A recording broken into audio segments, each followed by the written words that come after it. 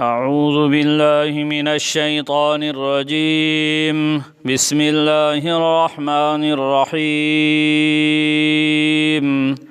اذهبوا بقميصي هذا فألقوه على وجه أبي يأت بصيرا وأتوني بأهلكم أجمعين. ولما فصلت العير قال أبوهم إني لأجد ريح يوسف لولا أن تفندون. قالوا تالله إنك لفي ضلالك القديم. فلما أن جاء البشير ألقاه على وجهه فارتد بصيرا قال ألم أقل لكم إني أعلم من الله ما لا تعلمون. قالوا يا أبانا استغفر لنا ذنوبنا إنا كنا خاطئين.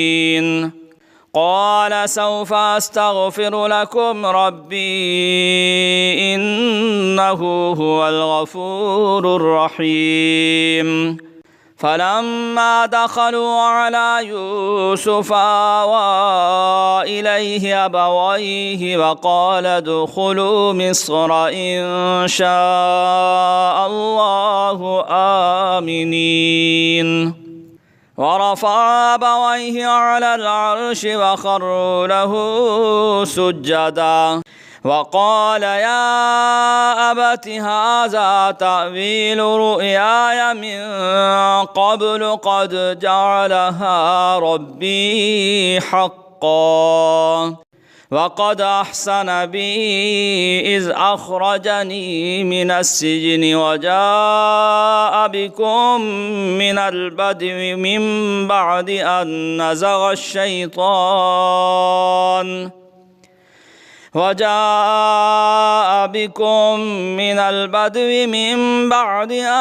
نزغ الشيطان بيني وبين إخوتي إن ربي لطيف لما يشاء إنه هو العليم الحكيم. رب قد آتيتني من الملك وعلمتني من تأويل الأحاديث فاطر السماوات والأرض أنت ولي في الدنيا والآخرة توفني مسلما وألحقني بالصالحين. ذلك من أنباء الغيب نوحيه إليك وما كنت لديهم إذ أجمعوا أمرهم وهم يمكرون.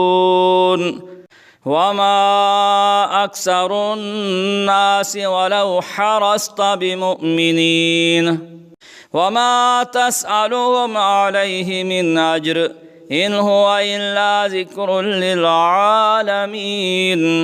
وكأي من آية في السماوات والأرض يمرون عليها وهم عنها معرضون. وما يؤمن أكثرهم بالله إلا وهم مشركون. أفأمنوا أن تأتيهم غاشية من عذاب الله أو تأتيهم الساعة بغتة وهم لا يشعرون. قل هذه سبيلي أدعو إلى الله على بصيرة أنا ومن اتبعني وسبحان الله وما أنا من المشركين. وما أرسلنا من قبلك إلا رجالا نوحي إليهم من أهل القرى أفلم يسيروا في الأرض فينظروا كيف كان عاقبة الذين من قبلهم ولدار الآخرة خير للذين اتقوا أفلا تعقلون حتى إذا استيأس الرسل وظنوا أنهم قد كذبوا جاءهم نصرنا فنجي من نشاء ولا يرد بأسنا عن القوم المجرمين لقد كان في قصصهم عبرة لأولي الألباب ما كان حديثا يفترى ولكن تصديق